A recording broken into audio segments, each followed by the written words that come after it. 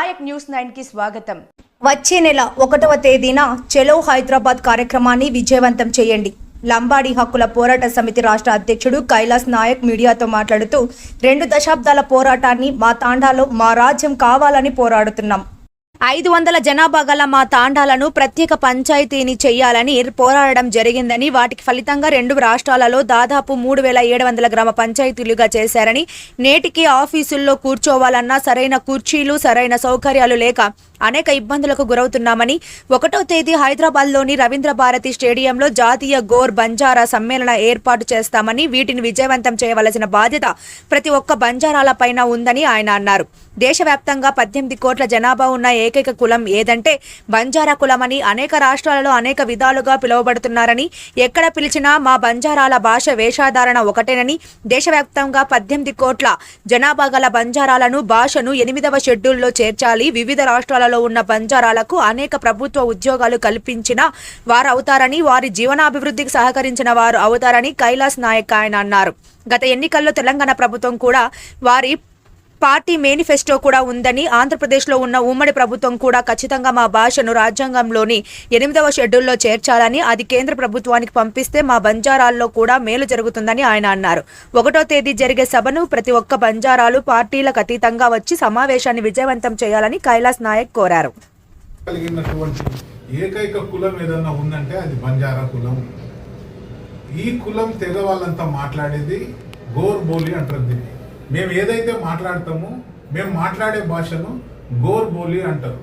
ఈ గోర్ బోలి భారతదేశంలో ఉన్న 18 కోట్ల జనాభా మాట్లాడే మాటల్ని మేము రాష్ట్ర ప్రభుత్వాలకు ఒకటే విన్నవిస్తున్నాం. అయ్యా, మేము మాట్లాడే భాషని రాజ్యాంగంలోని 8th షెడ్యూల్లో చేర్చాలి. 8th షెడ్యూల్లో చేర్చడం వల్ల మాకు దేశం మొత్తం మీద 25 లక్షల పైబడి ఉద్యోగాలు క్రియేట్ అవుతాయని మా ఆలోచన. ఒకవైపు ఉద్యోగాలు క్రియేట్ అవుతాయి. ఈ మధ్య చూస్తున్నట్టయితే మా సంస్కృతి సాంప్రదాయాలు కూడా మర్చిపోవాల్సి వచ్చిన అవసరాలు వస్తున్నాయి. సమాజంలో విలీనం అయిపోతున్నాం కాబట్టి సంస్కృతి సాంప్రదాయాలంతా కూడా మర్చిపోయే కాలం వస్తుంది. అందుకనే మా భాషకు ఒక రికగ్నిషన్ ఉండి భారత రాజ్యాంగంలోని 8th షెడ్యూల్లో చేర్చడం వల్ల మాకు ఒక గుర్తింపు వస్తుంది. దీనికి యూనివర్సిటీలో ఒక డిపార్ట్మెంట్ ఉంటుంది. దీనికి స్కూల్ స్థాయి నుంచి కూడా టీచర్లు ఉంటారు. ఒకవేళ మా వాళ్ళు చదువుకొని రేపు ఉద్యోగాలు క్రియేట్ అయితే వీళ్ళకి టీచర్లుగా, లెక్చరర్లుగా, పిహెచ్డీలు చేయడానికి ఇది పనికొస్తుంది.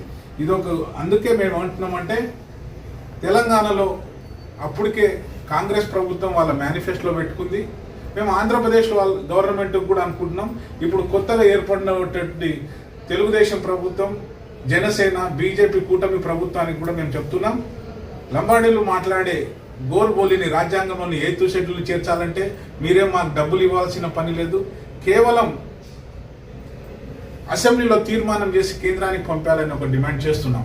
ఈ డిమాండ్ కార్యనిర్వహణ చేయడానికి భారతదేశంలో నుంచి దాదాపుగా 16 రాష్ట్రాల నుండి మా జాతి ప్రతినిధులు రేపు జూలై 1వ తేదీ చలో హైదరాబాద్ కార్యక్రమం రవీంద్రభారతిలో నిర్వహిస్తున్నాం. అక్కడికి వస్తున్నారు.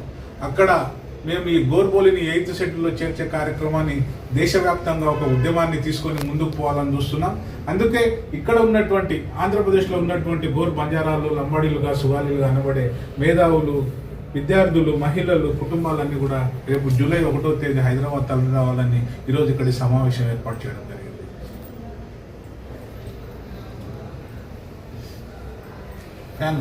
లేటెస్ట్ అప్డేట్స్ కోసం చూస్తూనే ఉండండి మీ నాయక్ న్యూస్ 9.